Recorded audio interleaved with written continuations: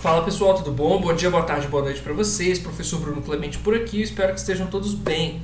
Apesar de já termos feito nosso retorno presencial, eu achei interessante manter o nosso canal do YouTube e manter esse canal atualizado para que ele servisse como referência para os alunos que estão estudando, assim como para qualquer outra pessoa que também tem interesse a conhecer um pouquinho aí sobre o desenvolvimento de websites e programação orientada a objeto fazendo uso do JavaScript, tá bom? Então o objetivo é criar esse ambiente. Esses vídeos ficam disponíveis no AVA para os alunos da disciplina e também ficam disponíveis pelo canal do YouTube, e eu acabo criando esse canal como um centralizador dessas disciplinas que eu venho lecionando e também acabam servindo e auxiliando várias pessoas. Os alunos também se beneficiam disso, uma vez que esse material que a gente apresenta em sala de aula persiste aqui no canal do YouTube, né? Persiste em formato de vídeo, então vocês podem consultar isso mesmo depois que já estiverem aprovados na disciplina, podem consultar caso vocês estejam cursando agora e tenham ficado com dúvida, ou perderam alguma explicação na sala de aula, ou não puderam participar de algum dia, então o vídeo serve como material de apoio para o que a gente já vem desenvolvendo ali de trabalho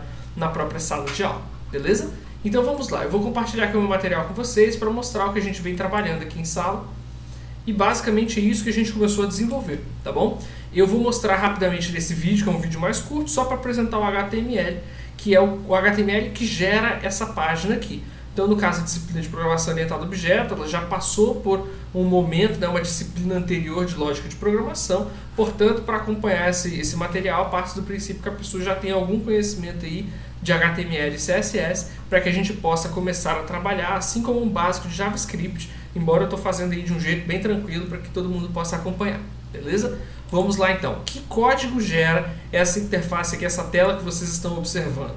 No caso, a gente tem esse código HTML.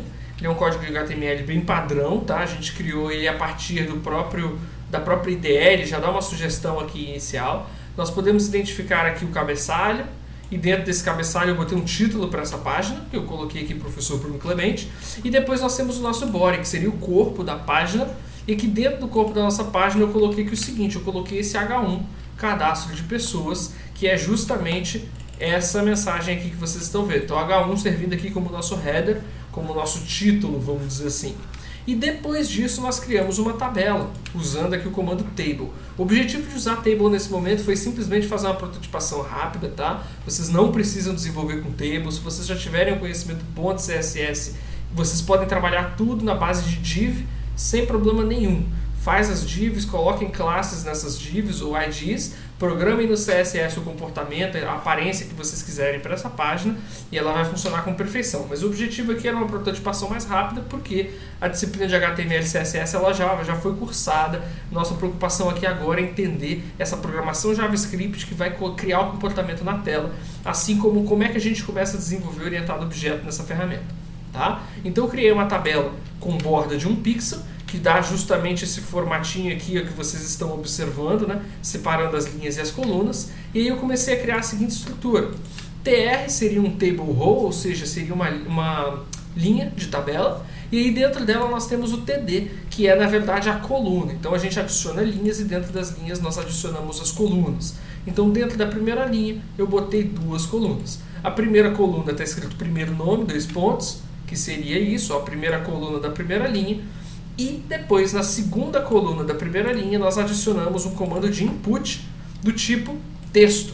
Tá? E aí nós colocamos aqui essa caixa de texto para a pessoa. Depois nós fizemos o quê? Encerramos a primeira table row, encerramos a primeira linha, vamos criar a segunda linha. E fizemos exatamente a mesma coisa. 2 colunas, nome do meio e uma caixa de texto para digitar o nome do meio. E depois uma nova table row, uma nova linha com 2 colunas. O último nome e um campo de entrada para o último nome. Então, basicamente, o que vocês estão observando seriam essas 3 primeiras linhas. Tá? Depois nós criamos mais uma table row com mais 2 TDs, ou seja, 2 colunas dentro da nova linha. Uma para criar um botão escrito preenche o nome e uma para criar um botão escrito adiciona o nome no vetor, que gerou essa telinha aqui que a gente está vendo com 2 botõezinhos. Tem um efeitozinho do hover aqui do próprio input, né? Ou seja, quando eu coloco o cursor em cima, vocês veem uma modificação. E para finalizar, nós criamos uma última TR, uma última linha. E nessa linha nós botamos apenas uma TD, uma única TD. Então eu estou fazendo o comando callspan aqui, que ele tem como objetivo de, numa coluna, dizer que ela tem o tamanho de 2 colunas, ou seja, eu estou mesclando a célula, como a gente conheceria ali no Excel, né? Por que eu estou fazendo isso? Porque se eu tirar esse comando daqui, olha, e atualizar a página, vocês verão que, como todas as outras linhas dessa tabela possuem 2 colunas, e eu aqui só conferi uma TD, ou seja, eu só estou colocando uma coluna, ele vai entender que tem que ser na primeira. E aí, naturalmente, esse espaço da segunda fica em branco. Então, adicionando o comando callSpan, eu estou falando para ele, olha, essa coluna, na verdade, ocupa espaço de 2. Então, quando eu atualizo, ela passa a ocupar esse espaço inteiro. Beleza? Atualmente, esse nosso ID, esse nosso parágrafo, ele vai ficar em branco, eu não coloquei texto para ele, mas vai ter um motivo. Beleza? E por último, aqui nós temos o nosso script, a nossa chamada de script, que está dentro da pasta JS, e eu chamei de principal.js. Muito importante a chamada de script, porque sem ela a gente não consegue fazer o uso daquele outro arquivo que a gente criou. E também muito importante que ele esteja aqui no final do nosso documento e não antes, porque senão vocês podem ter alguns problemas da importação desse arquivo.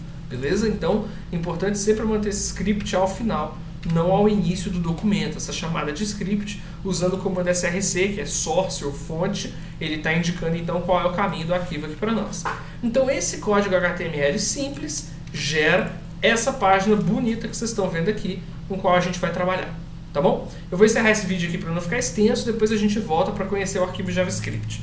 Então é isso, pessoal. Qualquer dúvida, não se esqueçam de colocar aqui nos comentários. Fiquem à vontade para me procurar. Eu vou ajudando cada um de vocês, tá bom? Valeu, bom dia, boa tarde, boa noite para vocês e até mais.